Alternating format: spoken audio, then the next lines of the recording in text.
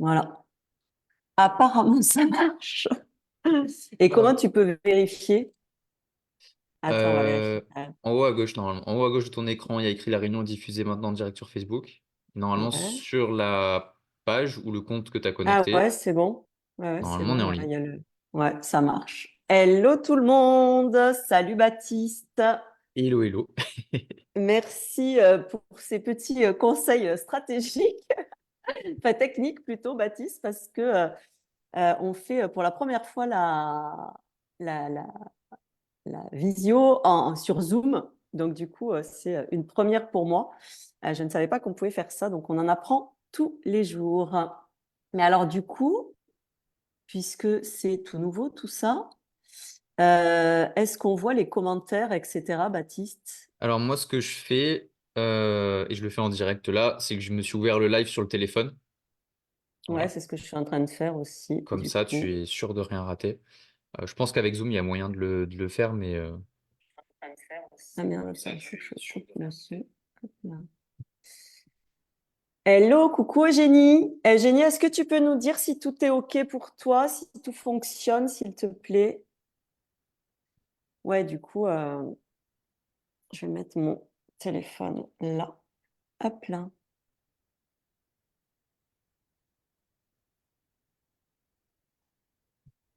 Bon, ben on va voir. En tout on va voir. cas, un grand merci, Baptiste, d'avoir accepté à Eugénie qui dit tout est OK. Donc, parfait, super. Merci beaucoup, Eugénie. Oui, donc je disais un grand merci, Baptiste, d'avoir accepté de passer ce petit moment avec nous. Avec plaisir. Pour moi, l'objectif, c'est donc de ces rencontres inspirantes, c'est en fait de montrer que tout est possible, que c'est pas forcément facile, mais on me pose souvent la question, enfin, on me demande souvent, enfin, on me dit souvent que j'ai de la chance, que je crée ma vie idéale, etc. Et en fait, bah, non, quand je raconte mon histoire, les gens voient bien que j'ai pas de la chance, sauf que bah, ça reste mon histoire.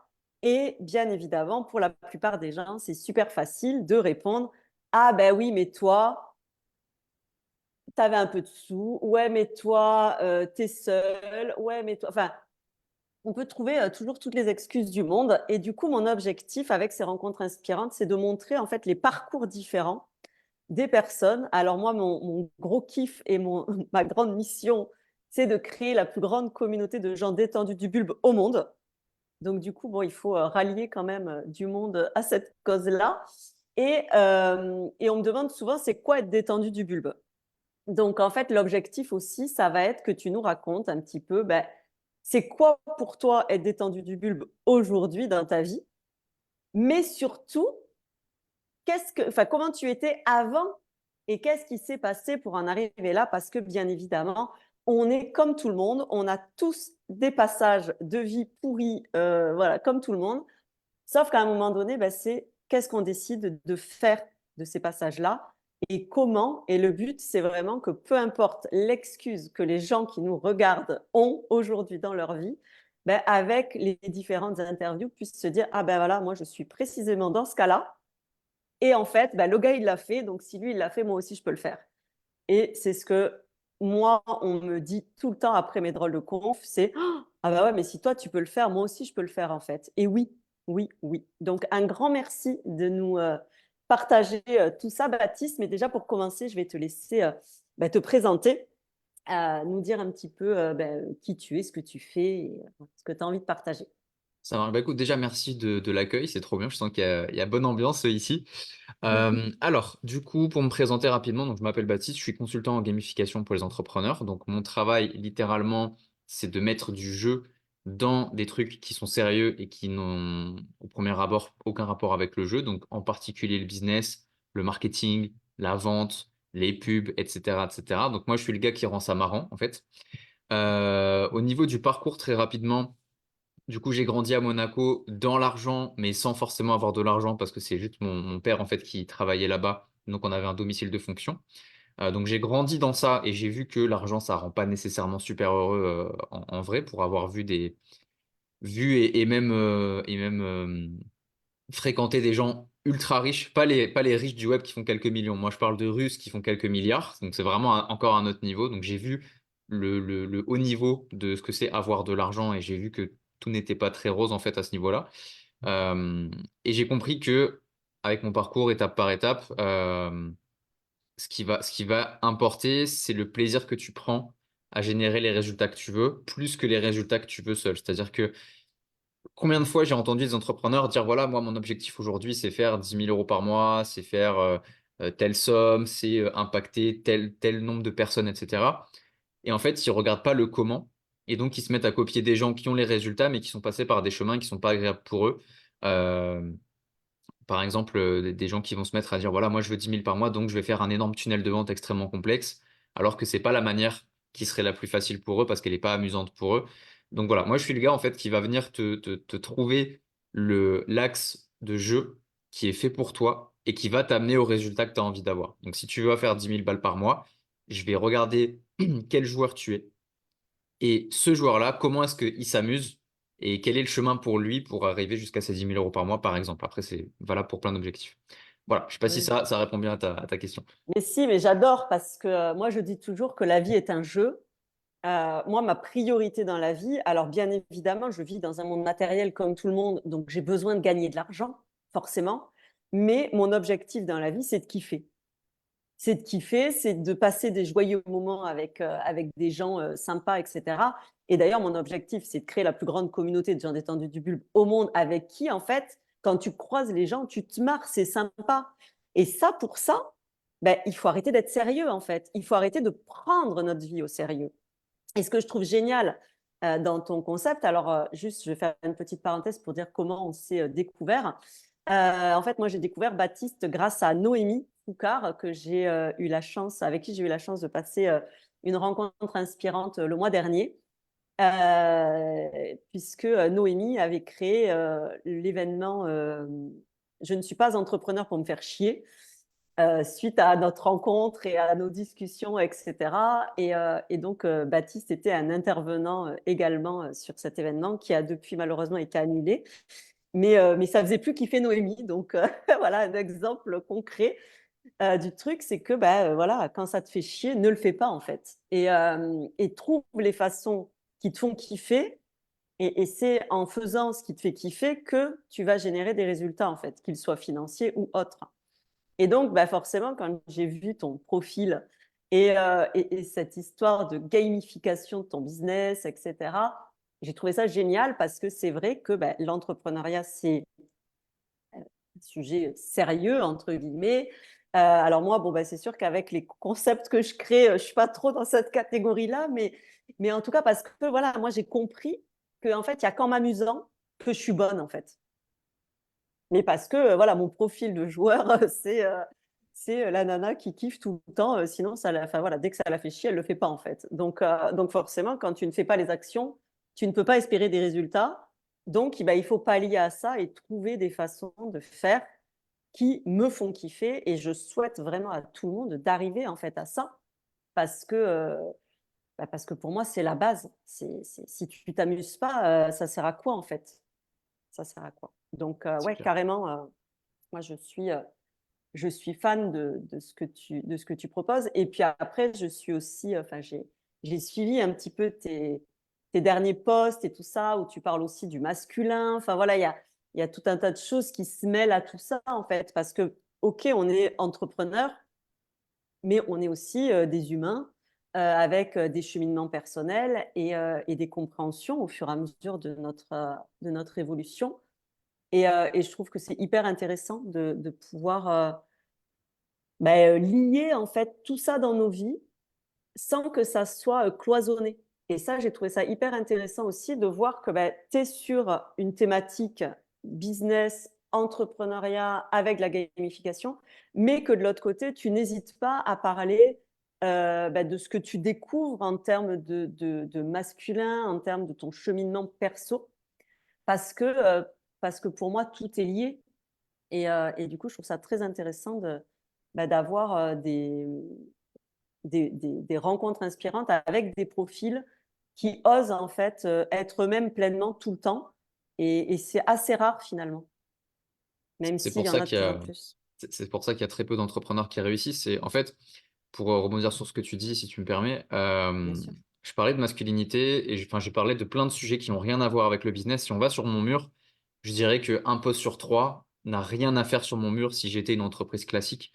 Mais ce qui fait que je vends, que je vis bien de mon activité, que j'ai des clients régulièrement, que j'ai une audience qui me suit, etc., c'est juste que je partage ce qui est vrai pour moi. Un entrepreneur qui partage des choses qui sont pas connectées à sa réalité au moment où il les partage, à savoir 99% des entrepreneurs sur Internet, ça marche pas, c'est pas attractif. Donc en fait, le fait de parler d'autre chose que du business, mais en gardant le fait que c'est ma réalité du moment, même si c'est pas celle de tout le monde, fait que je vais attirer des gens qui sont réceptifs au fait que je sois entier quand je parle. Et donc, tu attires des gens qui sont prêts à te payer de suite. Tu attires des gens qui sont prêts à payer cher. Tu attires des gens qui vont commenter, qui vont interagir avec ce que tu fais. Et c'est ma stratégie business, c'est juste d'être moi, en fait. Et je pense qu'un entrepreneur qui réussit bien, même qui réussit merveilleusement bien. C'est un entrepreneur déjà qui s'amuse, comme on a pu le voir juste avant, et c'est un entrepreneur qui est dans sa réalité quand il communique. Alors, on est des êtres humains, on va toujours de temps en temps un peu exagérer, de temps en temps un peu minimiser, c'est normal, mais plus on se rapproche de la réalité du moment, plus c'est facile d'attirer des personnes à soi, d'attirer des opportunités, d'attirer des clients, etc. Donc voilà, je voulais juste monter sur ça, ça me semblait assez important. Ouais, ouais, mais carrément. Enfin, moi, c'est pareil. Moi, je n'ai. Alors, bon, moi, je suis une mauvaise entrepreneur pour plein de gens parce qu'effectivement, j'ai pas de stratégie. Je ne calcule pas quand je partage un truc, je le partage parce que ça me vient du cœur et que c'est maintenant et que voilà. Souvent, je leur dis, mais moi, je fais des lives en fait à l'arrache quand ça me prend en fait parce que d'un coup, je ressens ce besoin, cette envie de le faire et ça, c'est vrai que souvent, on a tendance à dire, ouais, il faut de la régularité, il faut ci, il faut ça, il faut. Et en fait, moi, tous ces il faut me cassent les machins et je n'en veux pas dans ma vie. Et c'est vrai que plus je suis moi-même, plus je me rends compte que, bah, effectivement, j'attire à moi les gens qui ont aussi ce besoin et cette envie de vérité, d'authenticité, de vulnérabilité, parce que c'est aussi et très souvent bah, se foutre un peu à poil hein, dans nos posts, dans ce qu'on partage. Et ça, je trouve ça hyper riche de pouvoir bah, vraiment euh, être soi, en fait, pleinement. Mais encore faut-il bah, avoir déconstruit tout un tas de choses. On en parlait tout à l'heure, vite fait en off. Moi, on me demande souvent, parce que mon chéri est beaucoup sur un volet éducation, et du coup, on me demande régulièrement, mais toi aussi, tu es dans l'éducation? Je dis non, moi, je déséduque parce que parce qu'on a eu effectivement tout un truc de conditionnement qui nous a éloignés de nous, en fait. Et tant que tu n'as pas retrouvé ça, bah, c'est assez compliqué de d'oser une communication authentique et parce que tu ne te connais pas en fait En et fait, parce là, que c'est plus facile de se cacher. j'ai une théorie là-dessus qui est liée à la gamification, justement. Donc, pour les personnes qui verront ce live, il y aura un petit cours de gamification gratuit offert.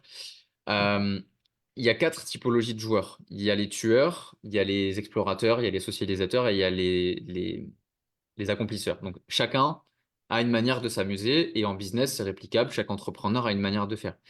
Et ces quatre typologies, elles sont liées par une chronologie. C'est-à-dire que quand on commence, on est tous tueurs. Les tueurs, leur truc, c'est je suis le meilleur, j'écrase tout le monde, je suis premier au classement, tout le monde me connaît, je suis une star et je domine.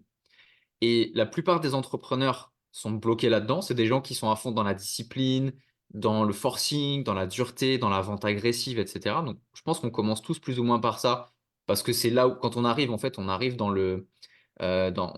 l'univers du marketing américain.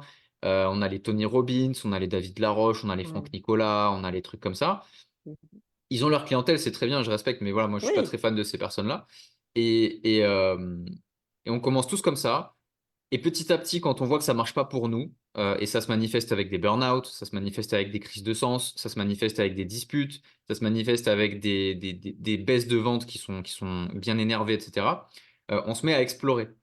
On devient explorateur. Quand on est explorateur, on commence à trouver les choses par nous-mêmes, à dire, OK, ça j'aime bien, ça j'aime pas, ça c'est trop cool, ça c'est vraiment pourri, et on commence à faire des choix. Quand on a spécialisé un petit peu son truc, on devient accomplisseur. Donc, quand on est accomplisseur, on devient plus pointu. On parlait de Noémie tout à l'heure. Noémie, elle est dans cette phase-là. Pour moi, elle est vraiment très pointue dans quelque chose de précis. Une fois qu'on est reconnu comme un spécialiste de quelque chose, on va avoir le côté socialisateur qui va arriver, où on va se dire, bon, je suis très bon dans ce que je fais, je suis reconnu dans ce que je fais, mais je suis tout seul et je peux plus faire le travail tout seul parce que je commence à avoir une vision qui va s'élargir, avoir plus d'ambition, etc. On va faire de la socialisation et on va commencer à monter des partenariats, de la coopération, etc. Et là, en fait, on vient de faire un cycle c'est un peu le logo de l'infini, tu sais. Euh, Mhm. et là, on a fait un cycle de chronologie de joueurs, en fait. Et la plupart des entrepreneurs, quand ils sont arrivés au stade de socialisateur parce qu'ils ont eu du succès, etc., ils font la bêtise. La bêtise, c'est un peu un cycle naturel, donc je dirais pas que c'est une bêtise, mais ils se remettent à penser en termes de compétition. Ok, maintenant on a une super équipe, on va aller encore plus loin, on va être les meilleurs, on va défoncer la concurrence, etc. Et ils redeviennent tueurs et ils refont le cycle que je viens d'expliquer. Et donc l'idée, D'accord. c'est de se dire, ok, aujourd'hui, la façon dont tu fais du business, est-ce que c'est une façon qui est alignée au moment où tu en es dans cette chronologie? Est-ce que tu es en train de chercher des partenaires alors que tu es explorateur et tu sais pas encore quoi faire de bien?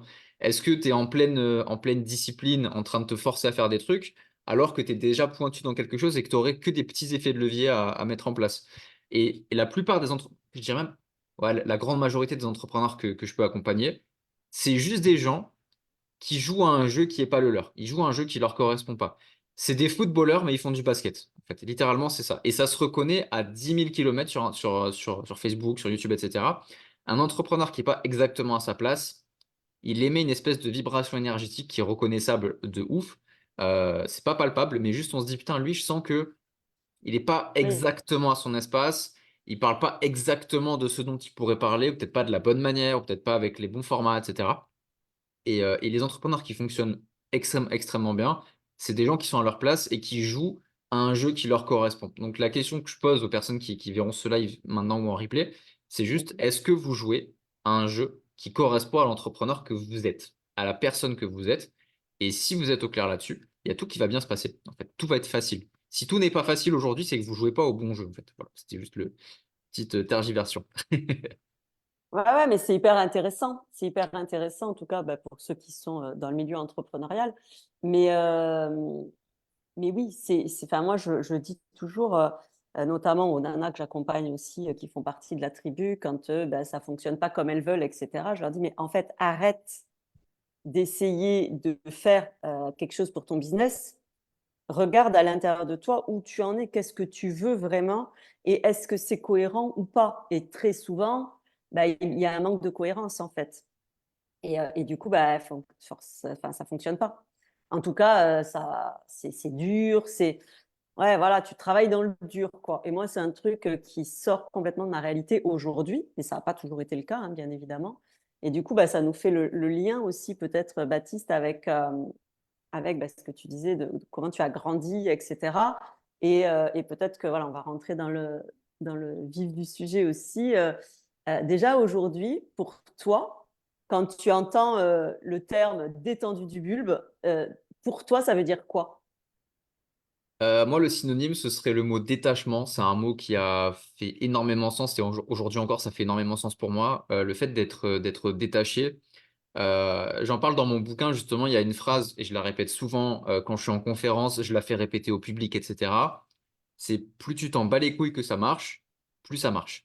Et je pense que détendu du bulbe, c'est exactement ça, en fait. C'est juste se dire, je m'en fous que ce que je suis en train de créer, que ce soit une offre, que ce soit monter un avatar client, que ce soit créer une conférence, un événement ou ce que tu veux, on s'en fout que ça marche.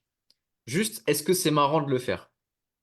Et Exactement. le résultat, le fait que ça marche, c'est juste parce que tu t'en foutais que ça marche. Et il y a plein de gens, ils ont du mal avec ça. Ils se disent, mais non, mais il faut rester concentré et tout. Et ce que je dis, c'est pas de se déconcentrer et de ne pas s'en occuper, c'est de s'en occuper avec zéro enjeu, se mettre zéro poids sur les épaules et se dire, je le fais parce que c'est rigolo.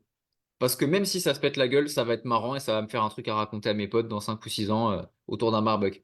Et l'idée, c'est vraiment ça, c'est de se dire, plus tu t'en fous que ça fonctionne, plus ça fonctionne. Et il y a plein de gens, ils ont un peu de mal avec ça, mais c'est le cas aussi et surtout pour l'argent.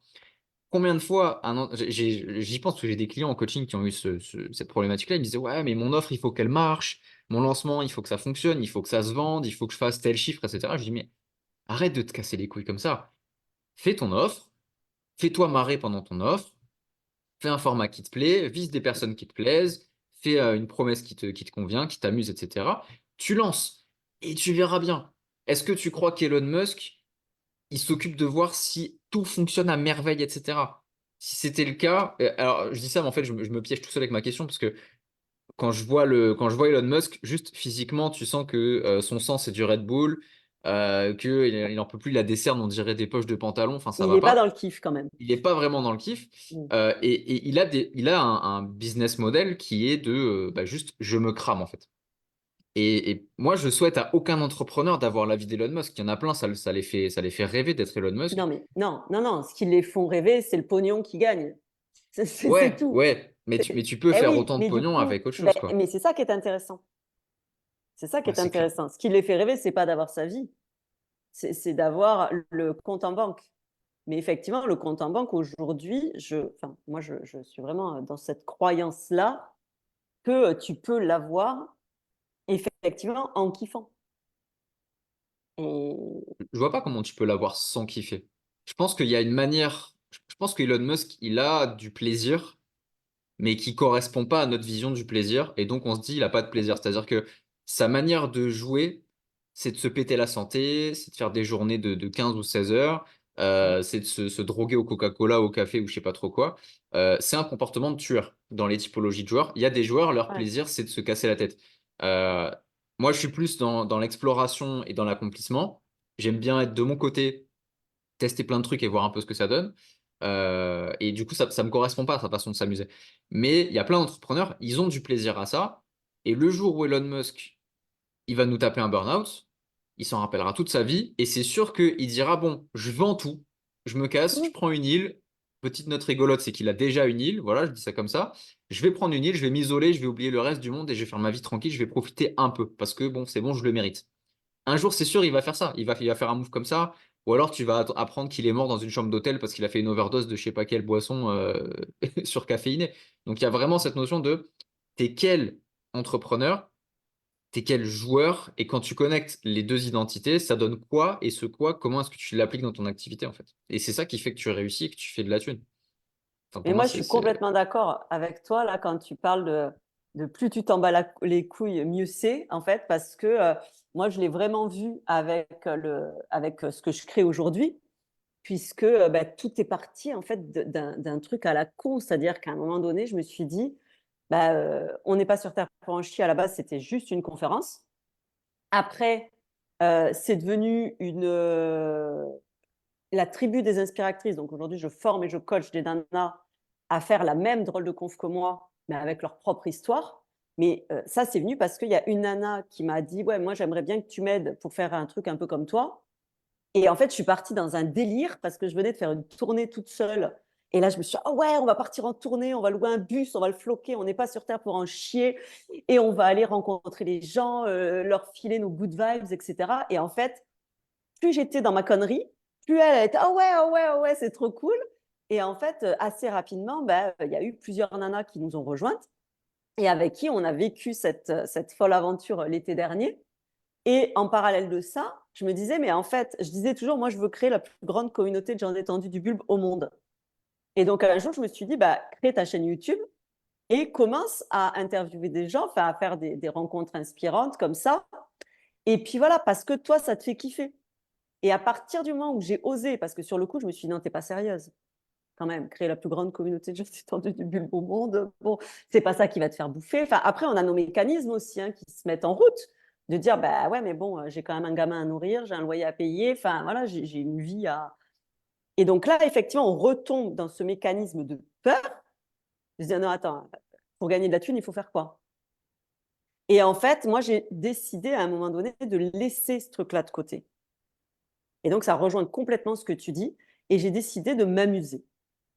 Et je me suis dit, ben, on verra. Et en fait, je le remarque tout le temps, c'est que plus je suis dans cette énergie de jeu, de m'amuser, d'être dans cette connerie, de vouloir embarquer le monde avec moi dans ma connerie, plus les gens, ils viennent tout seuls, en fait. Et ils kiffent.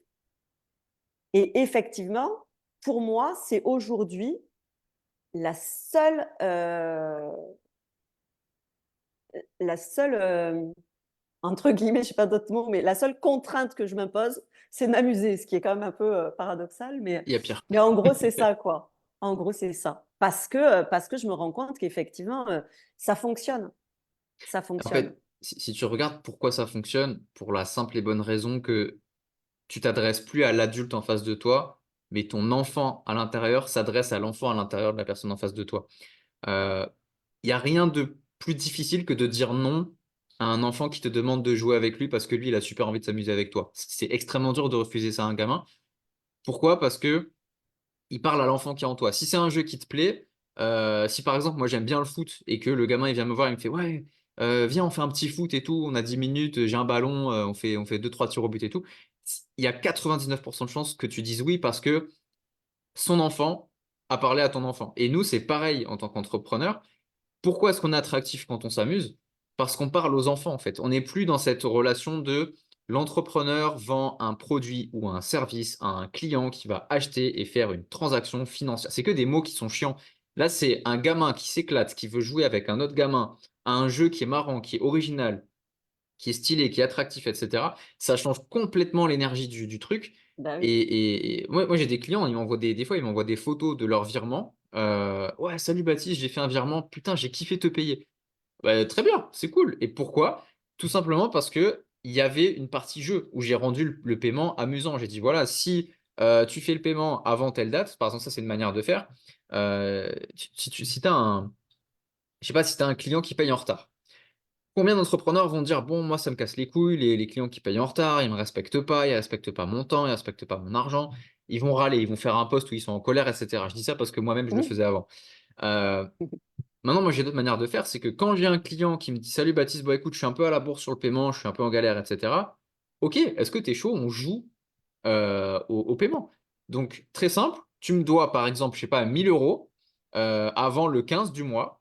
Bah, si tu me les payes avant le 10 du mois, tu m'en payes 950 au lieu de 1000. Le gars, il va jouer à gagner de l'argent littéralement en te payant. Il va dire, ah, je t'ai payé, merci beaucoup et tout. Toi, tu as fait ton petit geste commercial, tu es content. Le client, il est refait parce que il s'est pas fait engueuler. Parce qu'on les connaît, les entrepreneurs qui font ça, qui se mettent à menacer, à parler de procédures judiciaires, de mise en demeure, etc. Ça sert à rien de faire ça. Tu fous la pression à un être humain qui n'a pas du tout besoin de pression à ce moment-là. Bah, Juste c'est ça. parle avec lui. Et ça, tu peux l'appliquer de partout. Quand tu fais un bon de commande, ça c'est un exemple que je sors à chaque fois, mais ça a trop bien marché. Je me disais, putain, lancer une offre, ça me stresse, ça me fout la pression, parce que moi j'ai grandi en termes business, j'ai grandi dans l'univers de Cédric Anissette. Cédric Anissette, quand il t'explique comment faire un lancement, c'est un lancement orchestré en 5 jours avec un budget pub impressionnant que tu sais pas si tu vas le revoir. Avec enfin, tu sors énormément d'argent, tu es sous pression, tu as des séquences mail de je sais pas combien d'emails, etc. Tu te crames la tête. Je me suis dit, ok, je peux pas lancer des offres comme ça parce que j'en fais deux ou trois comme ça. Je suis en burn-out, je suis en faillite, je quitte Internet et je retourne travailler à McDo. Et c'est hors de question de faire comme ça. Donc je me suis dit, bah, comment est-ce que je fais à faire un lancement qui marche quand même, mais qui soit amusant pour moi? Et j'ai fait ce qu'on appelle la stratégie du bump sale. Donc la stratégie du bump sale, en fait, je me suis dit, vas-y, ça peut être marrant de faire un produit. Donc le produit, grosso modo, c'est une formation à 200 euros. Je me suis dit, et si je la mettais à 1 euro et que à chaque fois qu'un client l'achetait, le prix montait de 1 euro, juste pour voir ce qui se passe. Eh ben, j'ai fait plus d'argent comme ça que ma formation d'après que je vendais 200 balles. Et en fait, pourquoi? Parce que les gens se sont amusés à payer. Ils trouvaient ça marrant d'être celui qui paye 3 euros avant celui qui paye 4 euros, etc., etc. Il y avait vraiment un mouvement, donc il y avait un gros engouement. Et les gens, de leur côté, ils se disent quoi? Ils se disent, putain, il y a un entrepreneur, il ose juste jouer avec son business sans les enjeux financiers, sans se dire, je risque de pas vendre. Et ça, c'est super attractif. Tu as envie d'acheter chez des gens qui n'ont pas besoin de ton argent. T'as pas du tout envie d'acheter chez des gens qui ont besoin de ton argent. Non, et puis tu Donc, sens, enfin, au niveau énergétique, on n'en a pas trop parlé, mais au niveau énergie que tu dégages, ouais, ouais. quand tu fais les choses pour gagner de l'argent, il faut absolument que ça marche, nanana, mais tu es dans une énergie de manque et de stress, voilà, qui se ressent en fait par les gens qui sont, alors même s'ils sont derrière leur écran, qui sont derrière devant ton site internet ou quoi, en fait les gens ils le sentent. Et ce qui est complètement différent, quand tu es effectivement, Eugénie, elle disait tout à l'heure, ça dégage quelque chose de très entraînant. Ben oui, parce qu'en fait, ben comme tu disais, les gens, ils ont envie de jouer avec toi, ils ont envie de kiffer avec toi, ils n'ont pas envie. Moi, c'est ce que j'essaye d'expliquer tout le temps. Putain, mais si tu fais la gueule tout le temps, si à chaque fois que tu vois des gens, tu râles, tu parles de l'actualité de merde, de machin, mais les gens, ils n'ont plus envie de venir te voir. Et c'est normal, en fait. Est-ce que toi, tu as envie d'aller voir des gens comme ça? Non. Bah, eux non plus, en fait. Et c'est la même chose que ça soit dans notre sphère privée que dans notre sphère professionnelle. Alors après, attention, ça ne veut pas dire qu'il n'y a pas des moments où on ne peut pas être en stress, où ça ne peut pas aller mal, etc. Mais d'abord, ta priorité, c'est toi d'être bien. Et pour être bien, ben, c'est de kiffer, c'est de faire des choses qui t'amusent. Voilà. Et en fait, c'est tout un cercle vertueux pour le coup, parce que ben, c'est ton énergie qui, le fait qu'elle soit ben, voilà, pétillante, machin, que les gens, ils ont envie d'être entraînés à venir avec toi. Pas l'inverse. Pas l'inverse. Ok. Et donc, ben, ça rejoint effectivement complètement ce que tu dis de ben, si tu mets du jeu dans tout, et ça, je trouve que c'est vraiment une super clé que tu offres là aux personnes qui nous regardent ou qui vont regarder en replay parce que c'est vrai qu'en fait, moi, j'ai tendance à beaucoup kiffer d'une manière générale dans ce que je fais. Mais là, de suite, voilà, moi, j'ai mon cerveau qui me dit, attends, il y a des nouveaux trucs à tester, là, à découvrir. Et donc, c'est chouette parce que bah, voilà, déjà, rien que l'idée me met en joie. Et je me dis, attends, mais comment, là, je vais avoir un lancement de communauté à faire, là. Et je me dis, non, mais je vais essayer de trouver effectivement des trucs bah, aussi kiffants pour moi que pour eux, en fait. Parce que c'est ça l'objectif. En tout cas, moi, si je crée tout ça, c'est pour que tout le monde kiffe. Donc effectivement, je vais encore réaménager mes règles de jeu et ça va être chouette. Donc Trop bien. merci, merci. Est-ce que tu veux nous dire du coup, Baptiste, comment tu étais avant? Parce que j'imagine que bah, tu n'as pas tout le temps été aussi détendu, aussi détaché, aussi détendu du bulbe du coup. Comment ça se matérialisait avant, en fait? Dépressif, seul, triste, morose, gris, tout ce que tu trouves de décourageant et de démoralisant, bah, c'était moi. J'étais une boule qui avait tout ça à l'intérieur. En fait, alors, pour te faire la petite histoire, du coup, quand tu grandis à Monaco, mais que t'appartiens pas vraiment à ce monde-là, parce que je suis pas monégasque, Mhm. euh, j'ai grandi, comme je disais, parce que mon père travaillait là-bas, mais sinon, je suis français. Euh, Tu grandis dans un monde avec que des gens qui te correspondent pas. Je les juge pas, ils ont leur vie, j'ai la mienne, il n'y a aucun problème. Mais juste, c'est un univers qui n'était pas le mien. Parce que le soir, aller en boîte sur le port de Monaco, où tu payes un coca 9 ou 10 euros, où il y a des putes russes qui viennent faire je sais pas quoi pour choper des vieux et s'enrichir. Enfin, vraiment un univers qui était sale, qui était dégueulasse. Moi, je voulais pas aller là-dedans. Donc, je sortais pas en boîte. J'allais dans un club de sport où, en fait, l'entraîneur que j'avais, il m'utilisait comme faire-valoir parce que j'étais bon dans ce sport. Donc, j'ai fait le championnat de France de kickboxing. Je les ai gagnés. Et du coup, je m'appelais plus Baptiste Nourri, je m'appelais champion de France du club Intel. Donc, je vais pas citer son nom, sinon je vais avoir des emmerdes parce que c'est quelqu'un qui met des procès à tout le monde en plus. Donc, l'idée, c'est que j'ai grandi dans un monde où il n'y a rien qui me correspondait, j'avais du mal socialement, j'avais pas de potes, j'étais toujours au fond de la classe et je parlais à personne. Et quand on parlait de moi, c'était pour me tacler, pour m'envoyer des petites critiques, pour me piquer, etc. Donc j'étais seul. Euh, Au niveau des études, du coup, je passe un bac avec 10,30 de moyenne. Donc je me dis, ok, super pour l'avenir, ça promet, parce que je voulais aller en fac de psy. Et je me dis, si avec un bac L, j'ai tout juste 10 de moyenne, la fac, je vais même pas tenir 6 mois. J'y suis allé quand même. J'ai réussi à m'accrocher comme un malade pendant 3 ans. Et la troisième année, je passe les partiels, j'ai 9,96 de moyenne. Et je dis à la, je m'en rappelle toute ma vie, je vais voir une femme de l'administration. Je dis, écoutez, j'ai 9,96 de moyenne. Pour 4 centièmes, je peux pas aller sur le marché du travail. Je suis dans la merde. Est-ce que vous pouvez me permettre peut-être de passer des rattrapages ou quoi que ce soit? Et elle m'a dit, texto, elle me dit, quand on est nul, on n'y peut rien. Sortez d'ici, sortez de ce bureau. Donc je suis sorti comme ça et j'ai dit, ok, bah, Je suis dans la rue, je suis devant la fac, j'ai fini mon année scolaire, je sais pas quoi faire. Je sais pas quoi faire, je suis perdu. Et à ce moment-là, j'ai un pote qui me dit, écoute, il y a un bouquin qu'il faut que tu lises qui s'appelle Tout le monde n'a pas eu la chance de rater ses études. Ah, énorme! Et le texto Un arrive. livre, Ouais, voilà, le un texto livre arrive. de ouf aussi. C'est ça, un truc de dingue. Donc le texto arrive au moment où je rate mes études. Et je me dis, putain, mais il y a peut-être un truc au-dessus qui veille un peu sur moi. Alors, j'étais pas encore dans la spiritualité et tout, mais je me dis, il y a peut-être quelque chose qui fait J'adore. que. Voilà, un petit clin d'œil quelque part. Et du coup, je me suis lancé dans le business à partir de ce bouquin. J'ai monté mon premier business, coaching en confiance en soi, etc. Je vendais clairement ce dont j'avais besoin. Donc, confiance en soi. Et après, j'ai commencé à faire un peu de make money. J'ai fait du business, ça fonctionnait pas trop mal.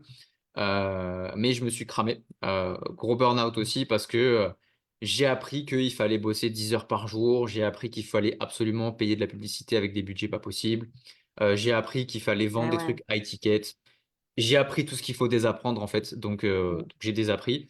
Et c'est un processus qui est long et qui est pas facile. Jusqu'à ce qu'à un moment donné, je me dise, bon, je suis entrepreneur. Pourquoi je suis entrepreneur? Parce que j'ai pas envie d'avoir des contraintes dans ma vie, j'ai envie de choisir mes contraintes. Et là, je suis en train de subir les contraintes qu'on me donne aussi dans l'entrepreneuriat.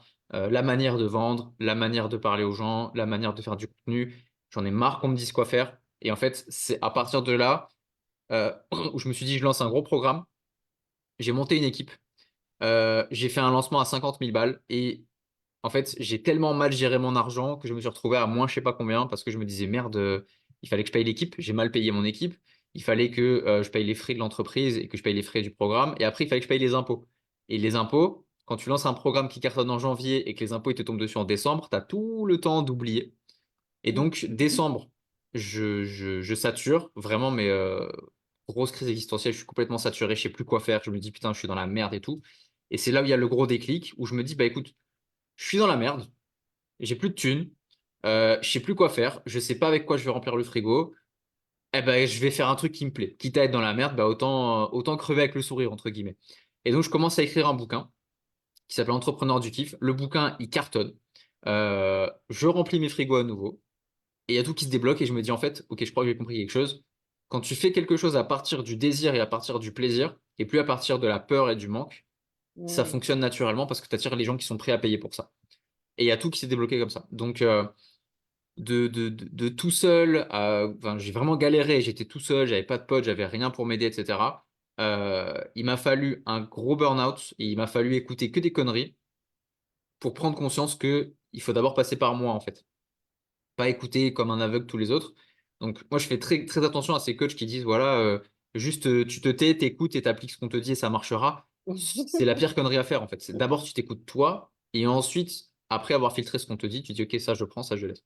Donc voilà, c'était un peu fouillis, j'ai un peu sorti ça un peu comme ça, mais tu me dis Non, ça répond bien.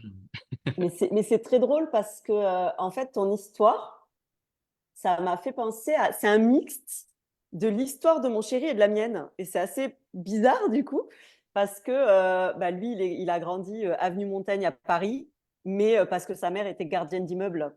Et donc, pas, donc, il vivait au milieu de gens riches, mais lui ne l'était pas.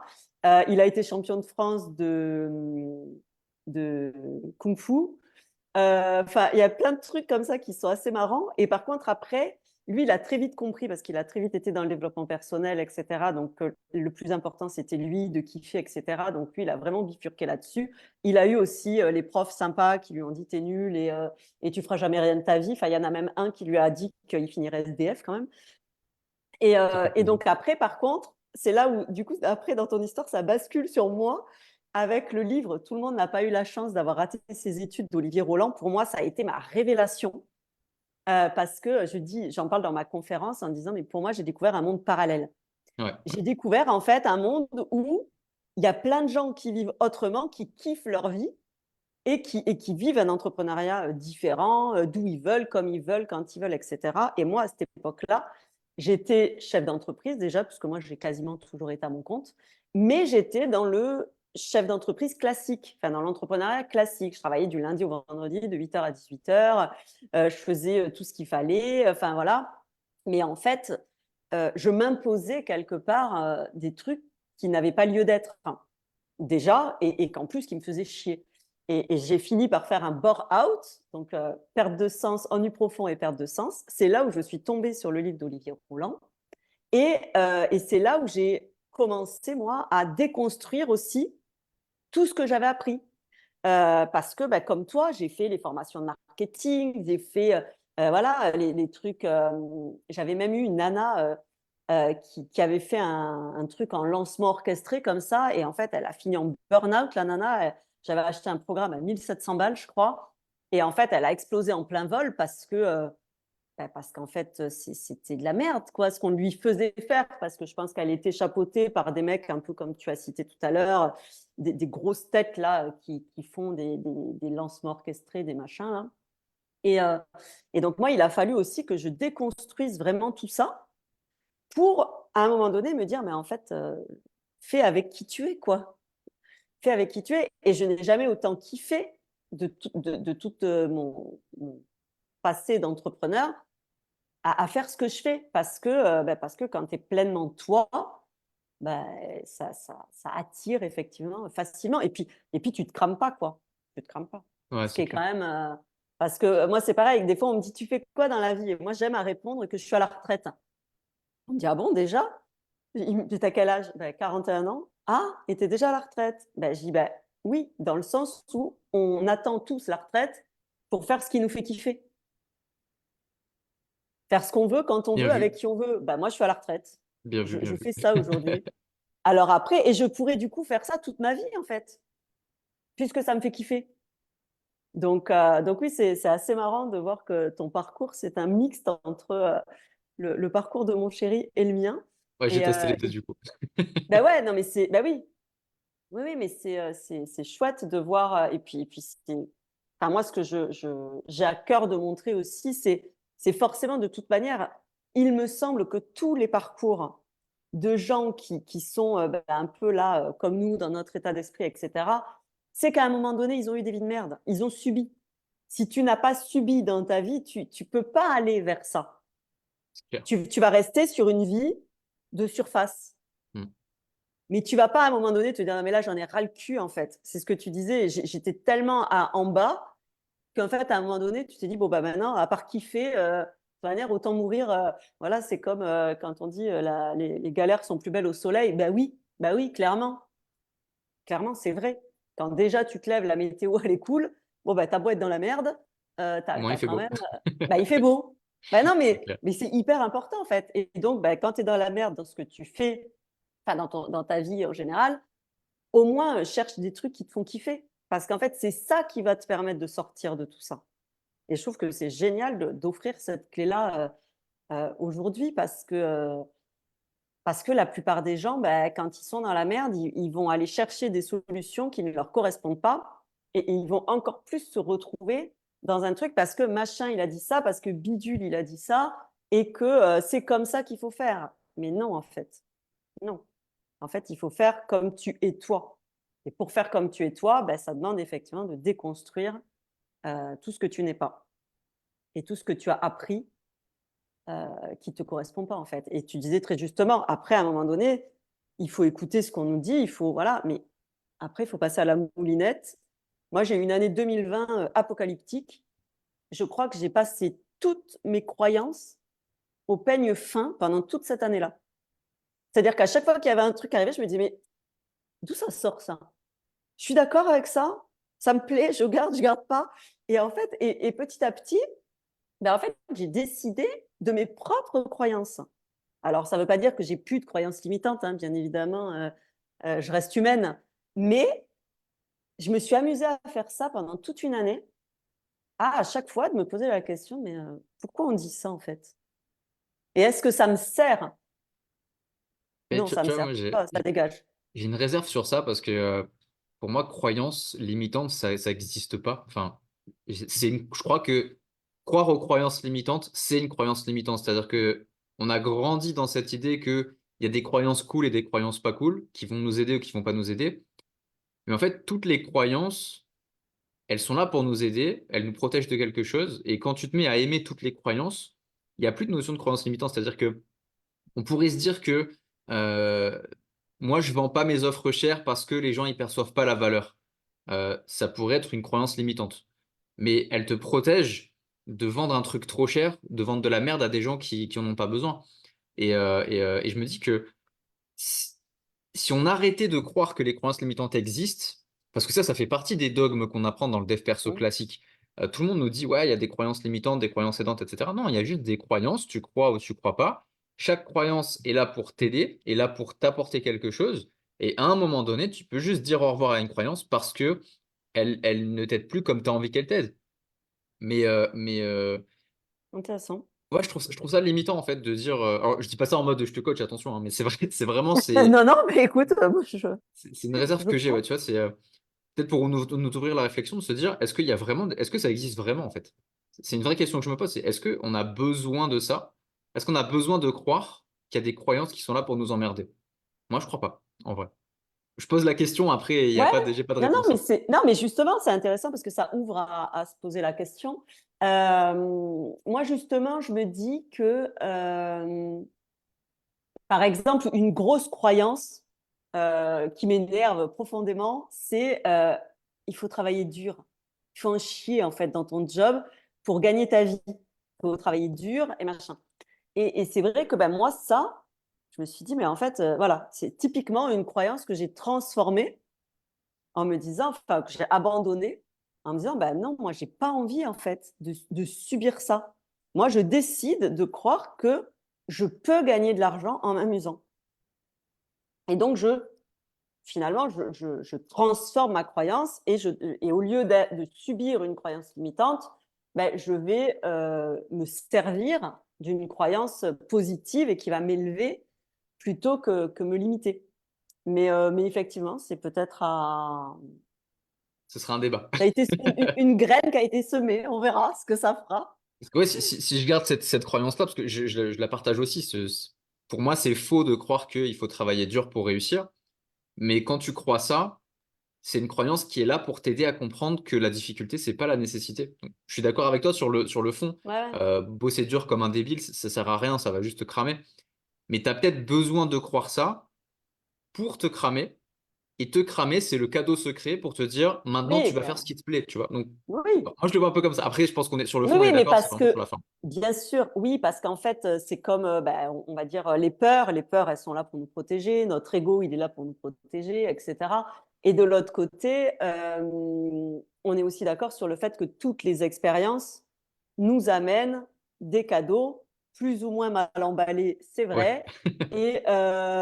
Mais à un moment donné, on est capable de se dire, bah ouais, toute ma vie de merde, là, en fait, merci, merci, merci. Toutes les personnes voilà, qui nous ont fait du mal, qui nous ont fait, voilà, ce genre de trucs, ben, en fait, à un moment donné, en tout cas moi aujourd'hui, je suis capable de les remercier parce que j'ai conscience que c'est tout ça qui m'a amené à être qui je suis aujourd'hui. Donc ça rejoint effectivement, ça pourrait être un peu la même chose avec les croyances, de remercier finalement un peu la croyance qu'on jugeait limitante en disant bah, mais merci aujourd'hui, j'ai plus envie de croire ça. Je préfère voilà, changer ma vision finalement, qui n'est pas forcément une croyance, hein, mais c'est une vision, et aller plutôt là-dessus. Ça Je peut trouve que être Génie dans le effectivement. chat, elle a raison. Je sais pas si tu as vu dans les commentaires. En fait, travailler dur, oui, mais tu le sens pas quand tu t'éclates, au contraire. C'est vrai, en fait, comme elle le dit, Oui, ça m'aide à mieux comprendre aussi. Euh, Moi, il y a des fois où je travaille vraiment comme un con. Mais quand je dis vraiment comme un con, c'est que je passe une semaine de 80 heures sur un petit truc, mais je kiffe ça. Donc, j'ai travaillé dur, mais j'ai pris mon pied, en fait. J'ai kiffé ça. Donc, oui, après, est-ce que elle dit vraiment, tu travailler vois, dur n'est pas toujours négatif. c'est vrai. Oui, alors en fait, après, je pense que c'est toujours pareil. Ça dépend de qu'est-ce qu'on met derrière ça. Oui, oui, Euh, carrément. Moi, même si effectivement, des fois, je fais des trucs bah, qui sont chiants parce que bah, quand on est entrepreneur, on ne fait pas que des choses qui nous font kiffer, bien évidemment. Mais comme tu disais, à un moment donné, tu l'as dit, je veux choisir mes contraintes. Ouais. Et donc, effectivement, à partir du moment où j'ai choisi mes contraintes, que je sais pourquoi je le fais, que voilà, j'ai un intérêt à le faire quelque part, bah, je ne le vois plus, moi, comme travailler dur, en fait. Je le vois comme bon bah oui, c'est un passage un peu obligé, j'ai besoin de ça pour.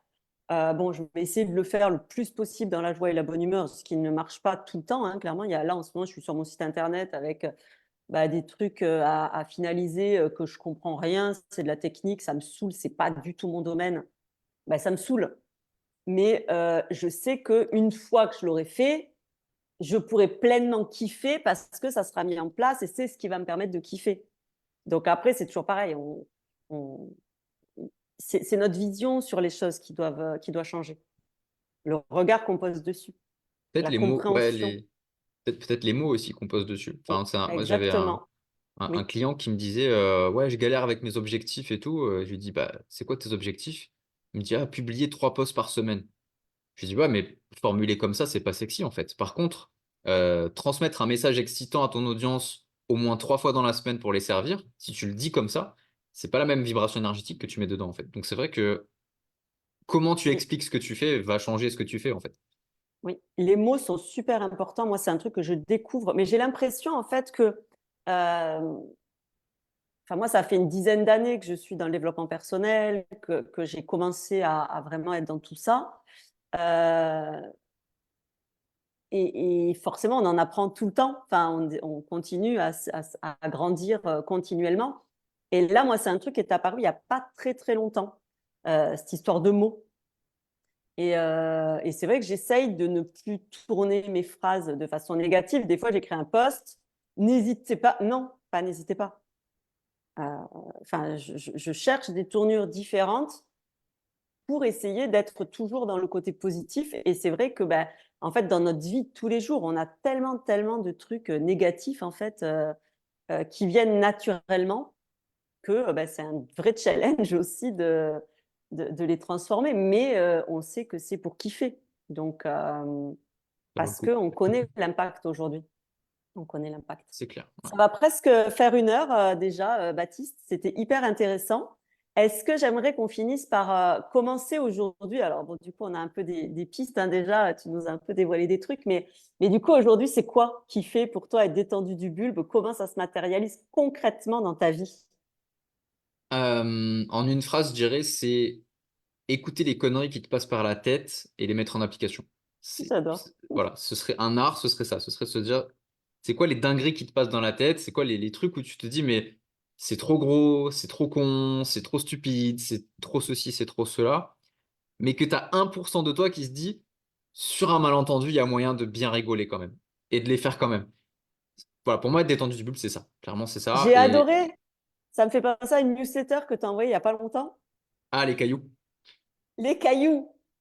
Attends, est-ce que tu veux bien raconter l'histoire des cailloux? Bien sûr, je peux raconter l'histoire des cailloux. Parce Alors, que ça matérialise complètement ce que tu viens de dire. Et quand je l'ai lu, ça m'a tellement fait penser à mon histoire de détendu du bulbe, de communauté, machin.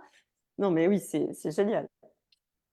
c'est l'histoire d'un gars qui s'appelle Gary, Gary Dahl. Donc, c'est un commercial qui vit en Californie. Donc, on est dans les années 70. J'essaye de faire un petit peu de storytelling, comme ça Ouais, les gens ouais, ils vas-y, vont. vas-y. Et du coup, Gary, donc, c'est un très bon commercial. Il vend plein de trucs, etc. Et c'est un mec simple. Et du coup, lui, sa vie, c'est que le soir, il va boire des coups avec ses potes et tout. Et il se dit, bon, bah, ce soir, il y a les copains au PMU de Californie. On va aller discuter. On va boire des coups, ça va être marrant. Et donc, il rentre dans le bar et il voit au bout du bar tous ses potes à table et tout. Et il voit qu'il y a une discussion qui est quand même assez animée. Les gens, ils sont là, ouais, hein, hein, il y a des grands mouvements de gestes et tout. Et il se dit, tiens, je sais pas ce que c'est le sujet de ce soir, mais ça a l'air quand même assez vénère. Et il s'approche, il voit que ses potes l'ont pas encore vu. Il se dit, je vais me rapprocher discrètement, je vais juste écouter ce qui se dit et je vais voir un peu ce qui se passe.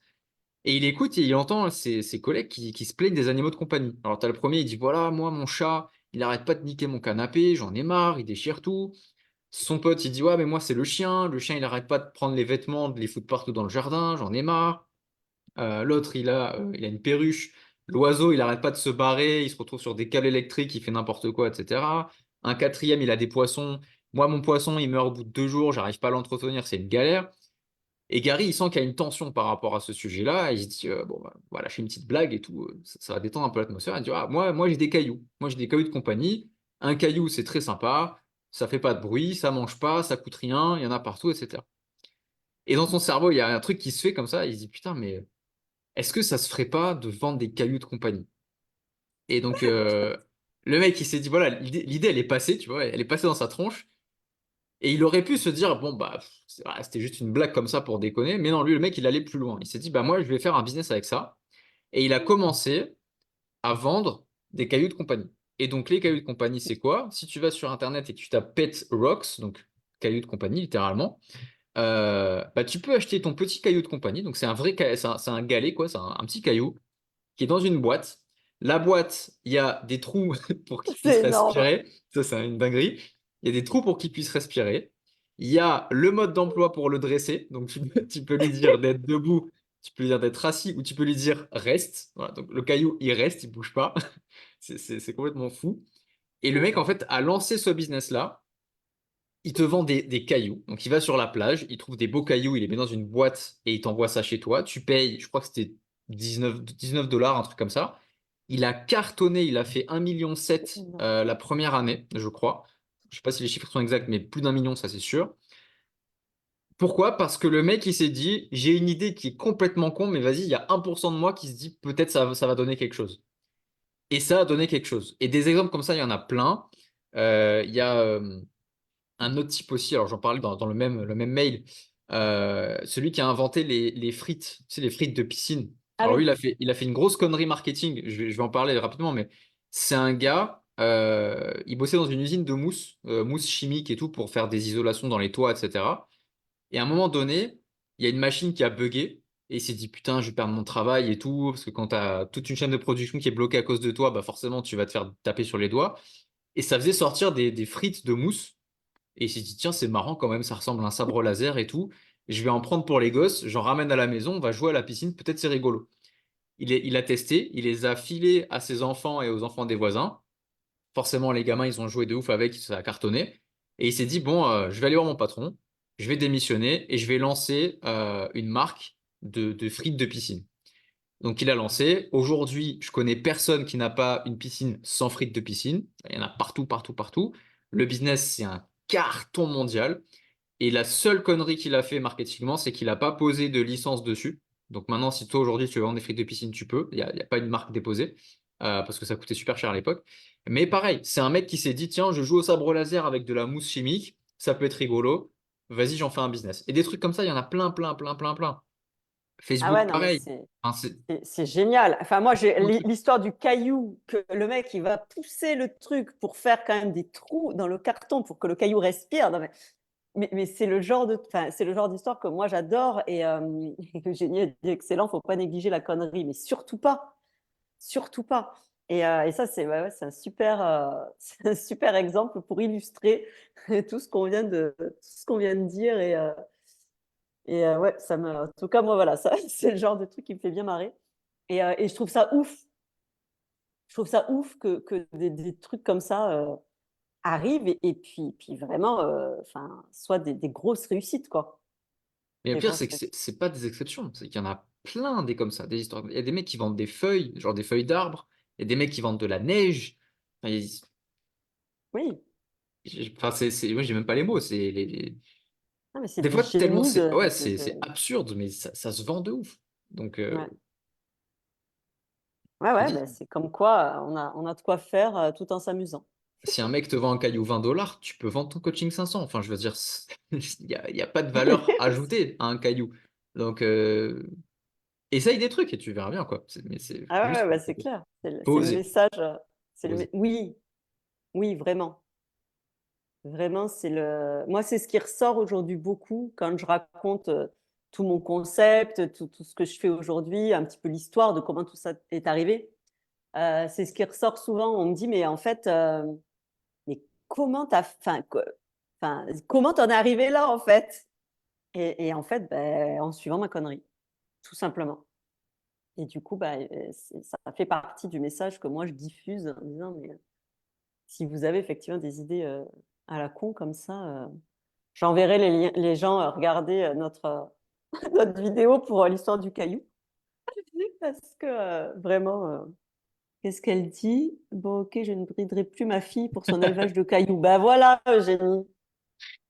Mais je pense Eh que oui, connerie, c'est le vilain mot qu'on met sur notre oui, enfant intérieur, en fait. ben oui, Pas une idée comme ça, c'est l'enfant qui veut il veut lâcher un truc stylé, il faut le faire, quoi. Faut laisser le truc sortir. Clairement, clairement. Moi, mon fils, quand il était petit, il avait tous les matins, il se réveillait, puis je lui disais, ça va mon chéri, t'as bien dormi? Oh là là, non, hein, j'ai bossé cette nuit. Ah bon, t'as bossé, il avait 3 ans, hein. Il me dit, oui, j'étais en mission avec la patte patrouille. Mais en fait, il était persuadé qu'il allait faire des missions de patte patrouille la nuit. Et donc, il me racontait qu'ils avaient sauvé machin, qu'il s'était passé ça, que truc. Et en fait, moi, je suis toujours restée dans son truc. Et puis, de temps en temps, je lui dis, alors, la mission de la patte patrouille, cette nuit, il me dit, ah non, j'ai pas été, hein, j'étais fatiguée, je me suis reposée. Et en fait, là, tu te dis, putain, mais c'est magique quand tu les écoutes, la, leur, bah, leur vivacité là, de création, de trucs. Mais il était à fond dans son truc. C'était, ouais, il était vraiment dans le truc, quoi. Et plusieurs fois, je me suis dit, putain, mais c'est beau, en fait. C'est beau parce que ça, on le perd. Pas Tandis moi. que c'est, Et peut-être pas beaucoup. toi non plus. Mais c'est vrai qu'il y a beaucoup de Mais, gens. moi, je l'ai perdu pendant longtemps. Moi, je l'ai perdu pendant longtemps. Je le retrouve maintenant, mais je l'ai perdu pendant longtemps. Hmm, Il a fallu guérir plein de choses avant de réaccéder à cette partie-là de moi, en fait. c'est clair. C'est un Et travail. aujourd'hui, fait partie intégrante de ma vie. Trop bien. Mais ça a demandé un peu de temps. Les bonnes choses prennent du temps, hein. C'est ça, c'est Donc, ça. Un grand merci, Baptiste. C'était vraiment un plaisir pour moi de passer ce petit moment avec toi. Est-ce que tu as un petit mot de la fin, quelque chose à rajouter, une actualité, quelque chose à... amenez vos conneries dans la matière. Voilà, je dirais ça comme ça. Yes, yes, yes, yes. Merci beaucoup tout le monde de nous avoir suivis. N'hésitez pas à partager cette vidéo, à la liker, à la diffuser au plus grand nombre pour qu'on co-crée ensemble la plus grande communauté de gens détendus du bulbe au monde. Merci Baptiste. Salut.